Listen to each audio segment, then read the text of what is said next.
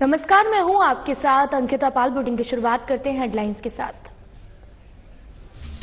राज्यपाल रमेन डेका ने विधानसभा सत्र को किया संबोधित। विधानसभा के पंचम सत्र राज्यपाल डेका ने पढ़ा अभिभाषण। राज्यपाल का सीएम ने किया स्वागत। जशपुर में आयोजित फुटबॉल प्रतियोगिता का समापन समारोह में सीएम साई ने की शिरकत। सीएम ने खिलाड़ियों को किया संबोधित।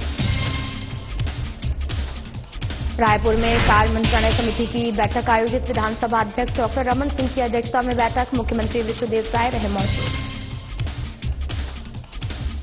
रायपुर में अजय जामवाल ने मन की बात कार्यक्रम को सुना। मन की बात कार्यक्रम में पीएम ने मोटापे की समस्या पर की चर्चा। कोंडागांव में पूर्व सैनिकों को किया गया सम्मानित। अखिल भारतीय पूर्व सैनिक सेवा परिषद का दिलाया सदस्यता।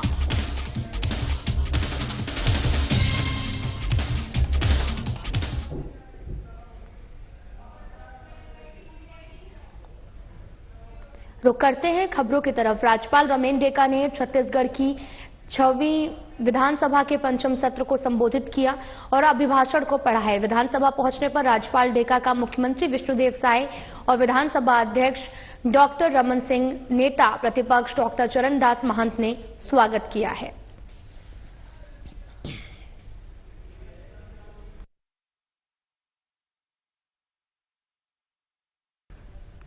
मुख्यमंत्री विष्णुदेव साय ने जशपुर में प्रसिद्ध अघोर संत भगवान अवधूत राम के सोगड़ा आश्रम में मां काली की पूजा अर्चना की है। सीएम ने पूजा अर्चना कर प्रदेशवासियों की सुख समृद्धि और खुशहाली की कामना की है। उन्होंने मंदिर परिसर में विधि विधान से पूजा अर्चना कर प्रदेश के उज्जवल भविष्य और जन कल्याण के लिए प्रार्थना की है।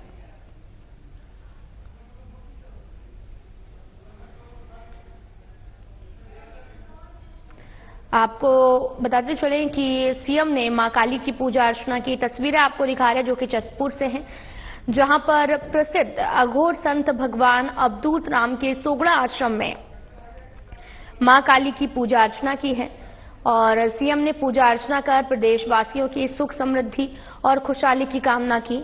मंदिर परिसर में विधि विधान से पूजा अर्चना कर प्रदेश के उज्जवल भविष्य की कामना की और प्रार्थना करते हुए नजर आए।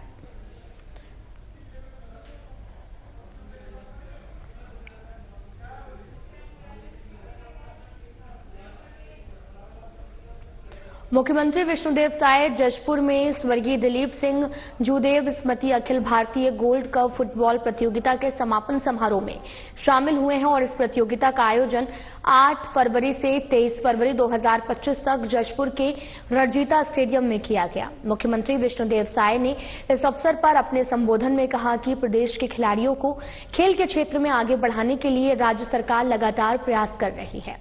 उन्होंने कहा कि ओलंपिक में गोल्ड मेडल जीतने पर खिलाड़ियों को 3 करोड़, रजत पदक पर 2 करोड़ और कांस्य पदक पर 1 करोड़ रुपए की पुरस्कार राशि प्रदान की जाएगी। उन्होंने कहा कि खेलों के प्रति खिलाड़ियों के बढ़ते उत्साह और सरकार के समर्थन से छत्तीसगढ़ खेल हब बनने की ओर अग्रसर है। उन्होंने रणजीता स्टेडियम में जीर्णोद्धार की घोषणा करते हुए कहा कि रणजीता स्टेडियम को अंतर्राष्ट्रीय स्तर के मानकों के अनुरूप विकसित किया जाएगा। आपको बताते चलें कि मुख्यमंत्री विष्णुदेव साय जशपुर में स्वर्गीय दिलीप सिंह जूदेव स्मृति अखिल गोल्ड फुटबॉल प्रतियोगिता के समापन समारोह में शामिल हुए हैं और इस प्रतियोगिता का आयोजन 8 फरवरी से 23 फरवरी तक चलेगा और जिसको लेकर चला जहां पर रणजीता स्टेडियम में किया गया। और मुख्यमंत्री विष्णुदेव साय ने इस अवसर पर अपने संबोधन में कहा कि प्रदेश के खिलाड़ियों को खेल के क्षेत्र में आगे बढ़ाने के लिए राज्य सरकार लगातार प्रयासरत है।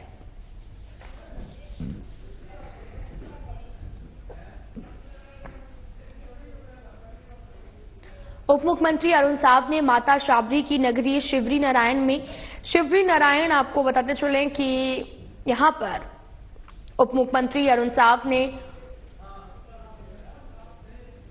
शिवरी नारायण महोत्सव का शुभारंभ किया है और जांजगीर चांपा जिले के शिवरी नारायण में महंत लालदास महाविद्यालय मैदान में ये आयोजन 26 फरवरी तक चलेगा। 4 दिनों तक चलने वाले इस महोत्सव में प्रतिदिन कई सांस्कृतिक आयोजन होंगे। इस दौरान उप मुख्यमंत्री साहब ने शिवरी नारायण नगर पंचायत में प्रतीक्षा बस स्टैंड में नवनिर्मित अटल परिसर में भारत रत्न स्वर्गीय अटल बिहारी वाजपेयी की प्रतिमा का अनावरण कर अटल परिसर का लोकार्पण भी किया है। उप मुख्यमंत्री अरुण साव ने माता शाबरी की नगरी शिवरी नारायण में शिवरी नारायण महोत्सव का शुभारंभ हुआ और जांजगीर चांपा जिले के शिवरी नारायण में महंत लालदास महाविद्यालय मैदान में यह आयोजन 26 फरवरी तक चलेगा। 4 दिनों तक चलने वाले इस महोत्सव में कई सांस्कृतिक आयोजन होंगे। उप मुख्यमंत्री साहब ने शिवरी नारायण नगर पंचायत में बस स्टैंड में नवनिर्मित अटल परिसर में भारत रत्न स्वर्गीय अटल बिहारी वाजपेयी की प्रतिमा का अनावरण किया है।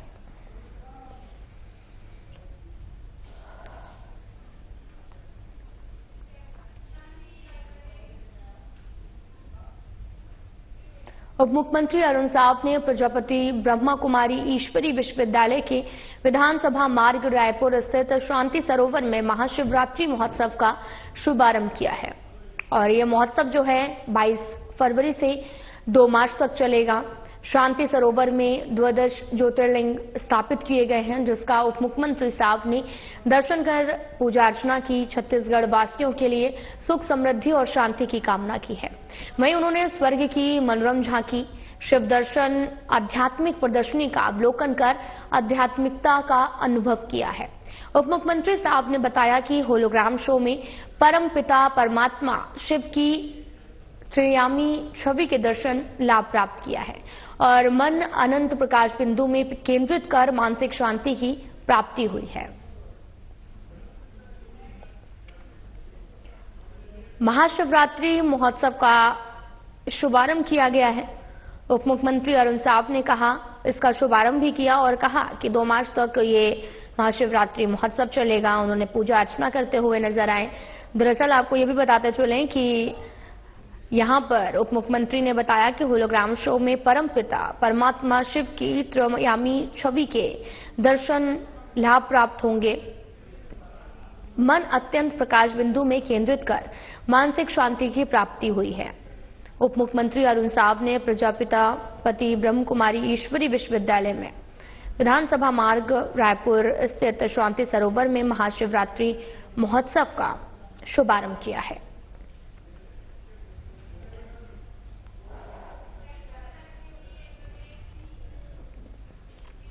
छत्तीसगढ़ विधानसभा की कार्य मंत्रणा समिति की बैठक विधानसभा के समिति कक्ष में आयोजित की गई है। इस बैठक की अध्यक्षता विधानसभा अध्यक्ष डॉक्टर रमन सिंह ने की है और बैठक में मुख्यमंत्री विष्णुदेव साय, नेता प्रतिपक्ष डॉक्टर चरणदास महंत, उप मुख्यमंत्री अरुण साव और संसदीय कार्य मंत्री केदार कश्यप, वित्त मंत्री ओपी चौधरी सहित समिति के अन्य सदस्य उपस्थित रहे।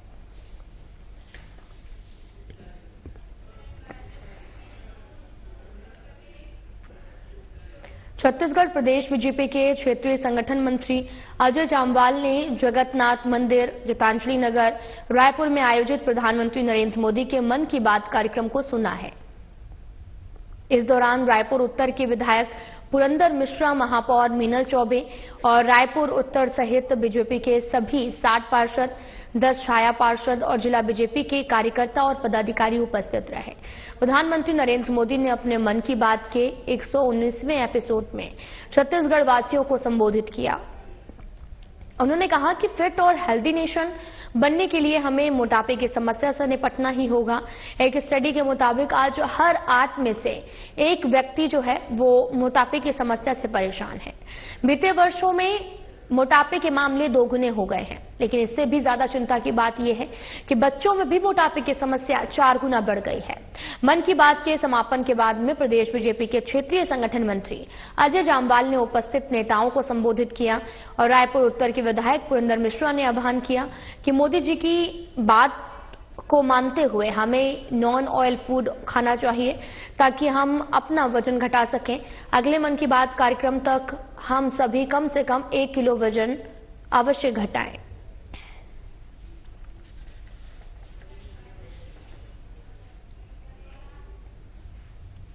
भिलाई में 26 फरवरी को बाबा की बारात निकाली जाएगी, जो कि मध्य भारत की सबसे बड़ी बारात होगी, जिसमें भूत पिशाच के रूप में देश भर के कलाकार शामिल होंगे। बारात से पहले 23 फरवरी को संगीत संध्या का आयोजन किया गया है। इस संगीत संध्या में हिंदू भजन सम्राट शहनाज अख्तर ने अपनी प्रस्तुति दी है। दया सिंह ने भी बताया कि बाबा के भजन में देर रात तक श्रद्धालु झूमते रहे। वहीं इस दौरान ये भी बताया कि बाबा की बारात में आंध्र प्रदेश श्री काकाकुलम के नवदुर्गा अधूरत लोक नृत्य के कलाकारों द्वारा प्रस्तुत झांकियां देखने को मिलेंगी। केरल के झांकी में हनुमान भगवान का विशाल रूप, हंस पक्षी नृत्य, डांस, शिव भगवान बूढ़ा नृत्य प्रस्तुति भी देखने को मिलेगी। वहीं जबलपुर की ओर से 11 विशाल झांकियां निकाली जाएंगी।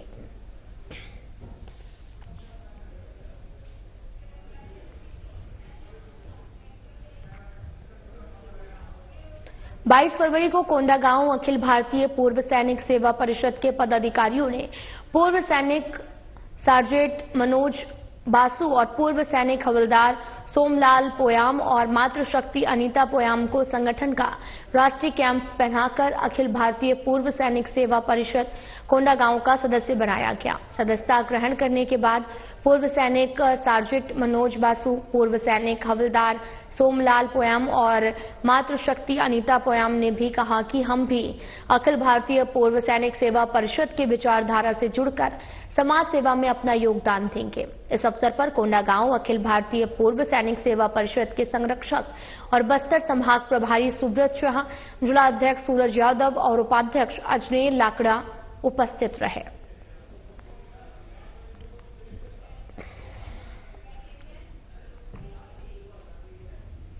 व्यापारी की चालाकी का अब पर्दाफाश होने वाला है। धोखाधड़ी और अमानत में खयानत का मामला दर्ज हो चुका है। पुलिस ने निसान एलाइट कंपनी के डायरेक्टर की शिकायत पर ट्रांसपोर्टर और व्यापारी के खिलाफ मामला दर्ज कर लिया है।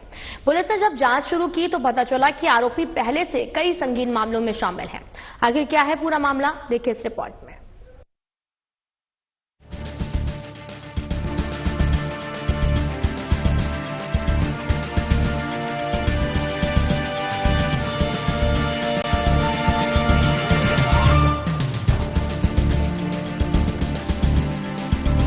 रायपुर के पंडरी थाना पुलिस ने निसान एलाइट प्राइवेट लिमिटेड के डायरेक्टर क्षीर सागर पटेल की शिकायत पर कोरबा माइंस एरिया में ट्रांसपोर्टर और मोबाइल दुकान व्यापारी और अन्य कामों में लगे आरोपी सागर बजाज के खिलाफ धोखाधड़ी और अमानत में खयानत के आरोप में केस दर्ज किया है।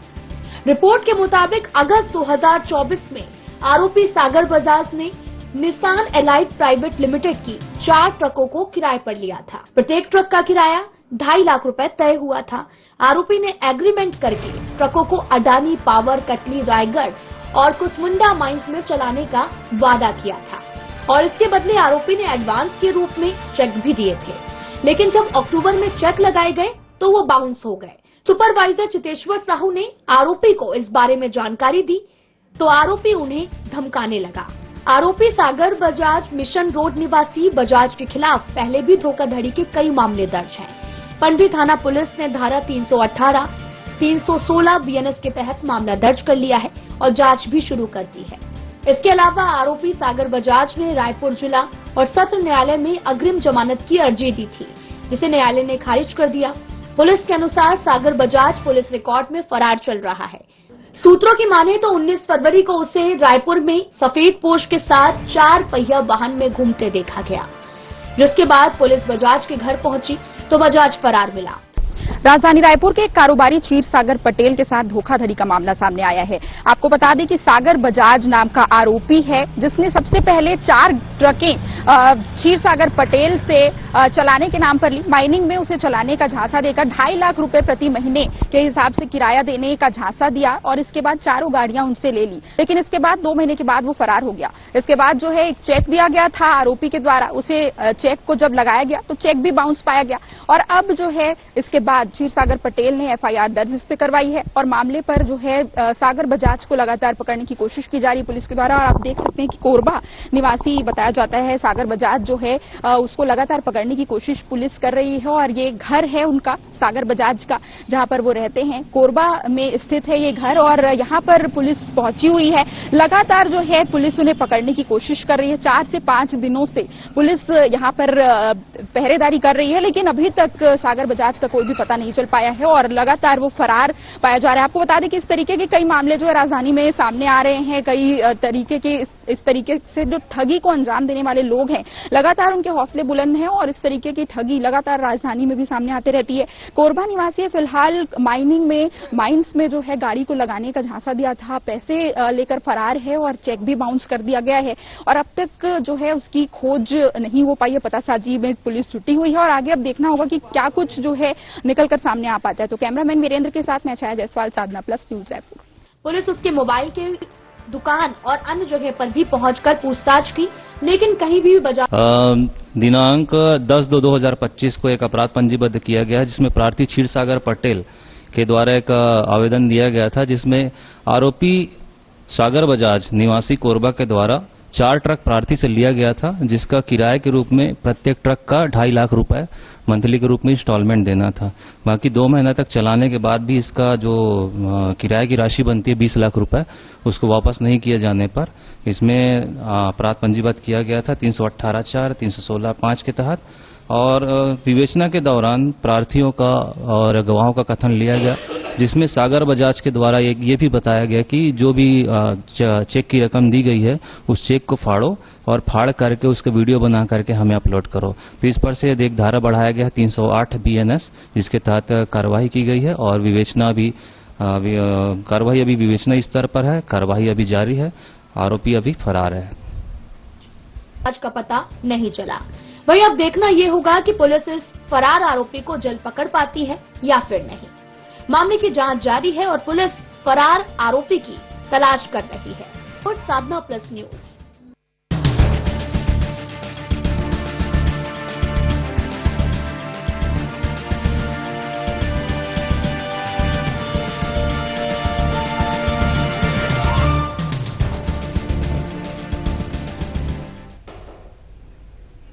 मुख्यमंत्री विष्णुदेव साय से नई दिल्ली में भारतीय अंतरिक्ष अनुसंधान संगठन यानी कि इसरो के चेयरमैन वी नारायण ने भेंट कर छत्तीसगढ़ में अंतरिक्ष प्रौद्योगिकी के उपयोग से कृषि और अन्य क्षेत्रों में नवाचारों को बढ़ावा देने पर गहन चर्चा की है। इस महत्वपूर्ण बैठक में छत्तीसगढ़ से सैटेलाइट आधारित सर्वेक्षण, भू मानचित्रण, प्राकृतिक संसाधनों के संरक्षण, स्मार्ट एग्रीकल्चर को बढ़ावा देने जैसे विषयों पर विशेष जोर दिया गया है। मुख्यमंत्री विष्णुदेव साय ने इस अवसर पर कहा कि छत्तीसगढ़ में कृषि, जल संसाधन, पर्यावरण संरक्षण और आपदा प्रबंधन जैसे क्षेत्रों में तकनीकी नवाचारों का महत्वपूर्ण योगदान हो सकता है। इसरो के सहयोग से हम इन क्षेत्रों में वैज्ञानिक दृष्टिकोण से कार्य करेंगे, जिससे किसानों को अधिक सटीक जानकारी मिले और राज्य के विकास को गति मिले।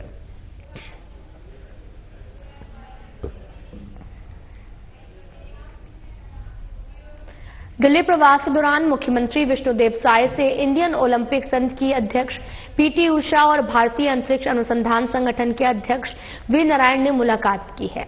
मीडिया से चर्चा के दौरान उन्होंने कहा कि इंडियन ओलंपिक संघ की अध्यक्ष पीटी उषा और भारतीय अंतरिक्ष अनुसंधान संगठन के अध्यक्ष वी नारायण से मुलाकात हुई। दोनों से खेल और अंतरिक्ष विज्ञान विषय पर सारगर्भित चर्चा हुई है।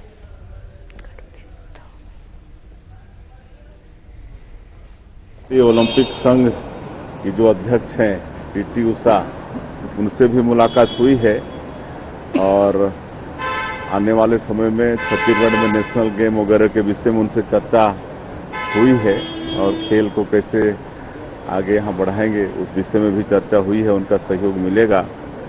और आज इसरो के जो चेयरमैन हैं वी नारायणन, उनसे भी भेंट हुई है और उनसे भी लंबी चर्चा हुई है और स्पेस तकनीकी क्षेत्र में राज्य में क्या विकास हो सकता है उसके लिए वो आने वाले भी हैं टीम के साथ में और उसका भी लाभ छत्तीसगढ़ को होगा। गृहग्राम बगिया प्रवास के दौरान मुख्यमंत्री विष्णुदेव साय ने मीडिया से चर्चा के दौरान कुछ एनजीओ के हेल्थ एजुकेशन के नाम पर विदेशी सहायता को लेकर बयान दिया है। उन्होंने कहा कि कई ऐसी एनजीओ हैं जो हेल्थ एजुकेशन के नाम पर विदेशी सहायता लेते हैं और हेल्थ एजुकेशन के नाम पर धर्मांतरण का खेल होता है, जो उचित नहीं है और इसे बंद होना चाहिए। एनजीओ है जो हेल्थ एजुकेशन के नाम पर विदेशी सहायता लेते हैं, लेकिन उसका कहीं न कहीं दुरुपयोग होता है। हेल्थ एजुकेशन के आड़ में धर्मांतरण का खेल होता है, जो कि उचित नहीं है और ये बंद होना चाहिए। मुख्यमंत्री विष्णुदेव साय के जन्मदिन के उपलक्ष्य पर प्रदेश संगठन महामंत्री पवन साय, विधायकगण, वरिष्ठ नेताओं और ब्रह्म कुमारी दीदी और आमजनों ने मिलकर अपनी बधाई और शुभकामनाएं दी हैं। सीएम विष्णुदेव साय के दीर्घायु जीवन की कामना भी की है।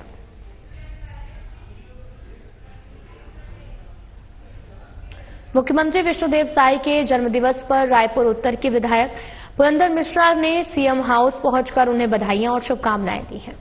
इस दौरान विधायक मिश्रा के साथ रायपुर उत्तर विधानसभा के नवनिर्वाचित पार्षद और कार्यकर्ता भी मौजूद थे। विधायक पुरंदर मिश्रा ने सीएम साय के जन्मदिवस पर उन्हें भगवान जगन्नाथ के आशीर्वाद स्वरूप गमछा पहनाया, उन्हें गुलदस्ता भेंट कर शुभकामनाएं दी। मिश्रा ने महाप्रभु जगन्नाथ से मुख्यमंत्री के उत्तम स्वास्थ्य और दीर्घायु की कामना की है।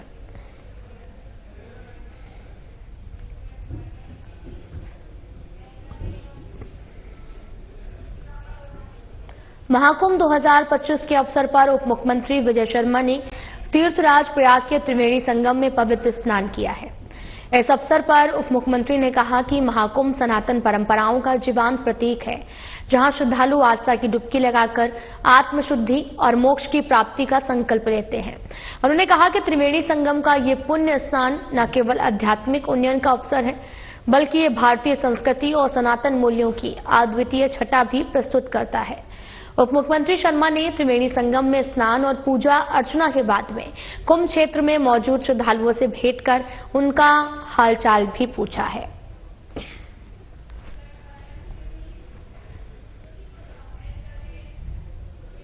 लोकसभा सांसद ब्रजमोहन अग्रवाल ने महाकुंभ के पावन अवसर पर अपने परिवार, मित्रों और सहयोगियों के साथ में तीर्थराज प्रयागराज में मां गंगा, मां यमुना, मां सरस्वती के पवित्र त्रिवेणी संगम में आस्था की डुबकी लगाई है।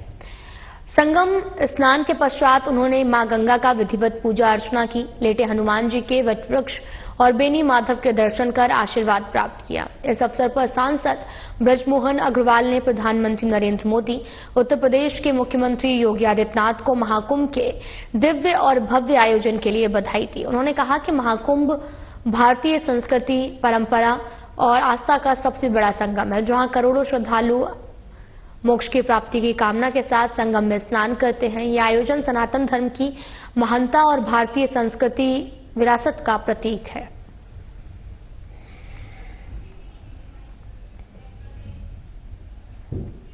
भिलाई नगर के विधायक देवेंद्र यादव को हाल ही में सुप्रीम कोर्ट से जमानत मिली है और देवेंद्र यादव बलौदाबाजार हिंसा मामले में लगभग 6 महीने से रायपुर सेंट्रल जेल में बंद थे।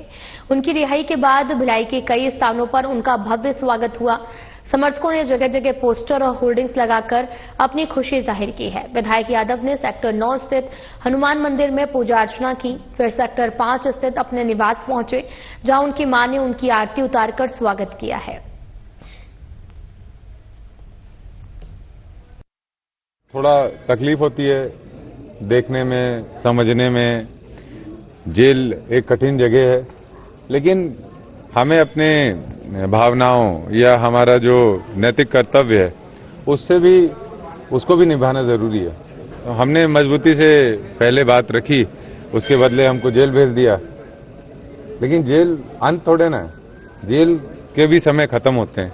हम आए बाहर, इसलिए डरने की जरूरत नहीं। मैं बस इतना ही कहना चाहूंगा प्रदेश के युवाओं से, अगर कहीं गलत हो रहा है तो उसके खिलाफ आवाज उठाइए, डरिए नहीं। और समय आपका साथ देगा, ईश्वर आपका साथ देगा।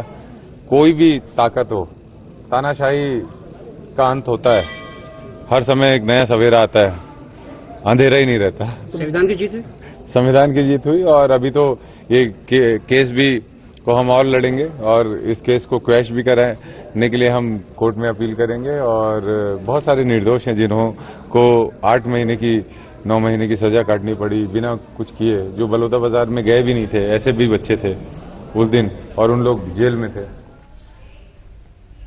फिलहाल बुलेटिन में इतना ही। नमस्कार।